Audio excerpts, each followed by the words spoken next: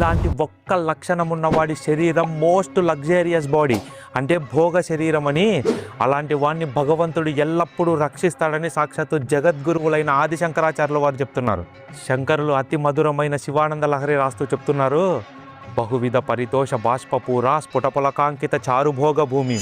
అంటే ఒక్కసారైనా భగవంతుణ్ణి కన్నులతో చూసిన వెంటనే తెలియకుండానే ఎవరికి కళ్ళు చెమ్మగిల్లుతాయో, ఎవరికి భగవన్నామం విన్న వెంటనే ఒళ్ళు పులకిస్తుందో అలాంటి వారి శరీరం భోగ శరీరం అని, అలాంటి వారిని భగవంతుడు ఎల్లప్పుడూ రక్షిస్తాడని చెప్తున్నారు.